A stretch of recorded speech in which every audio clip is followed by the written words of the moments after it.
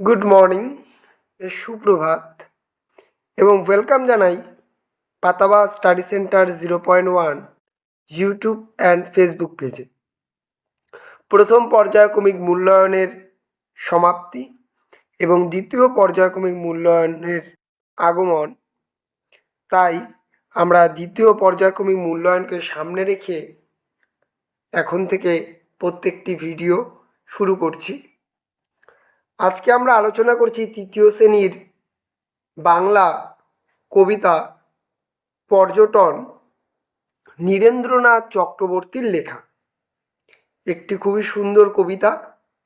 এই কবিতাতে আমরা কবিতা সম্পর্কে জানব এবং তোমাদের পাঠ্যপুস্তক অর্থাৎ পাতাবাহার যে বাংলা বইটি আছে এবং পর্যটন কবিতার যে অন্তর্গত তোমাদের পাঠ্যপুস্তকে যে প্রশ্নগুলি রয়েছে তার যথাযথ সমাধান এই ভিডিওর মাধ্যমে তুলে ধরব। সকলকে বলবো, ভিডিওটি যদি ভালো লেগে থাকে অবশ্যই তোমরা ইউটিউব চ্যানেলে দেখে থাকলে ইউটিউব চ্যানেলটিকে সাবস্ক্রাইব করবে। ফেসবুক পেজ থেকে দেখে থাকলে অবশ্যই ফেসবুক পেজটিকে শেয়ার ও ফলো করবে, যাতে এরকম ভিডিও তোমরা প্রতিনিয়ত পেতে পারো। আর কোনো অসুবিধার্থের জন্যে অবশ্যই কমেন্ট পিন খোলা আছে, সেখানে তোমরা কমেন্টের মাধ্যমে জানাবে তোমাদের কি প্রয়োজন।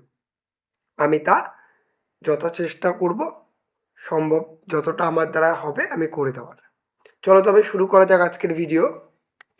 প্রথমে রয়েছে, দেখো এখানে পর্যটন একটি কবিতা লেখাই আছে, এখানে তোমরা দেখতে পারছো।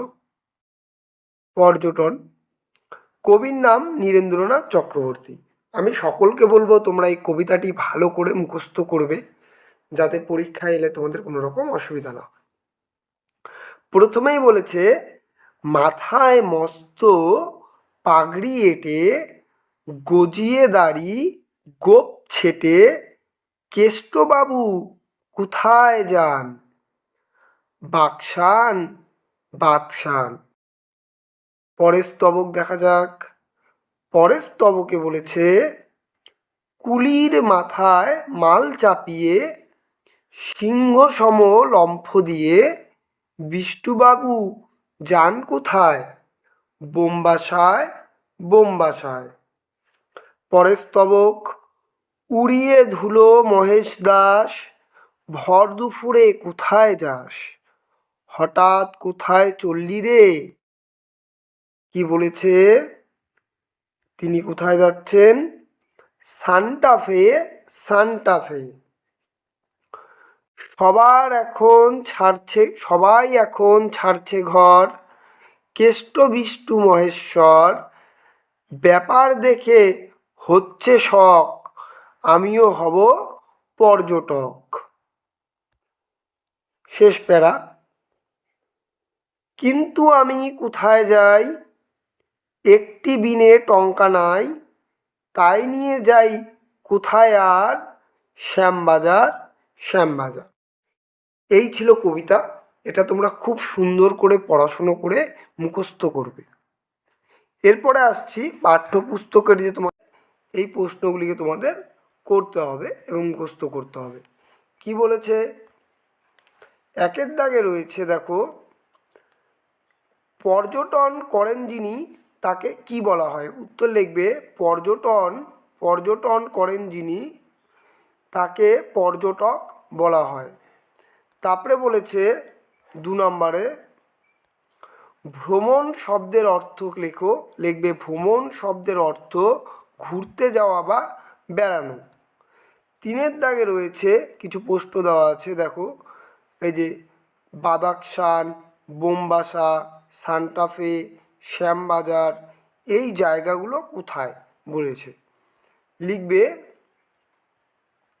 1 নম্বরে, দেখো রয়েছে 1 নম্বরে রয়েছে বাদাকসান উত্তর পূর্ব আফগানিস্তান ও দক্ষিণ পূর্ব আফগানিস্তানের অংশ জুড়ে অবস্থিত।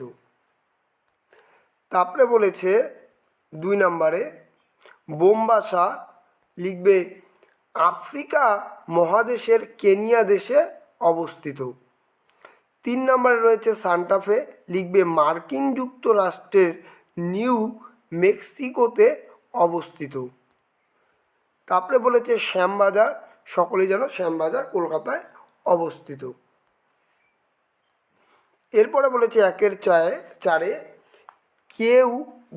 কেষ্ট, বিষ্টু, মহেশ্বর নামগুলো কবিতাতে কি অর্থে ব্যবহার করা হয়েছে? লিখবে কেষ্ট, বিষ্ণু, মহেশ্বর নামগুলো গণ্যমান্য ব্যক্তির নাম হিসেবে ব্যবহার করা হয়েছে। 1-5 বলেছে কবিতায় লোকটি মনে বেড়ানোর শখ জাগলো কেন? উত্তর লিখবে কেষ্ট, বিষ্ণু, মহেশ্বর অর্থাৎ দুনিয়ার সবার বেড়ানো দেখে তা লোকটিরও বেড়ানোর শখ জাগলো। এরপরে লিখবে যারা পর্যটনে বেরিয়েছে তাদের হাবড়ার সাজ পোশাক চলাফেরা কিভাবে কবিতাতে ধরা পড়েছে? লিখবে যারা পর্যটনে বেরিয়েছে তাদের মধ্যে কেষ্টবাবু মাথায় মস্ত পাগড়ি, গলা ভরা দাড়ি এবং ছাটা গোঁফ, বিষ্টুবাবু সিংহের মতো দ্রুত পায়ে পর্যটনে যাচ্ছে, মহেশ দাস ভর দুপুরে প্রায় ছুটতে ছুটতে ধুলো উড়িয়ে পর্যটনে চলেছেন। তারপরে লিখবে 1-7 সাধারণত মানুষ কখন বেড়াতে বেরোন? লিখবে সাধারণত মানুষজন ছুটিতে বেড়াতে যান, যেমন পুজোর ছুটি, গরমের ছুটি ইত্যাদি। 1-8 লিখবে মানুষের বেড়ানোর ইচ্ছে হয় কেন? লিখবে প্রতিদিনের এক ঘেয়েমি জীবন থেকে স্বস্তি পেতেও মানুষের বেড়ানোর ইচ্ছে হয়। এই ছিল আজকের ভিডিও, যেখানে আমরা কবিতা এবং তার অন্তর্গত পাঠ্যপুস্তকের যে প্রশ্নগুলি রয়েছে তার সমাধান করলাম। ভিডিওটি ভালো লাগলে অবশ্যই তোমরা চ্যানেলটিকে সাবস্ক্রাইব করবে। ফেসবুক পেজ থেকে দেখে থাকলে অবশ্যই পেজটিকে ফলো ও শেয়ার করবে। আর ইউটিউব চ্যানেল থেকে দেখে থাকলে অবশ্যই চ্যানেলটিকে সাবস্ক্রাইব করবে, যাতে এরকম ভিডিও তোমরা পেতে পারো। চলো তবে দেখা হচ্ছে নতুন একটি ভিডিও নিয়ে। ততক্ষণ ভালো থাকবে, সুস্থ থাকবে, সর্বোপরি পড়াশোনা করবে।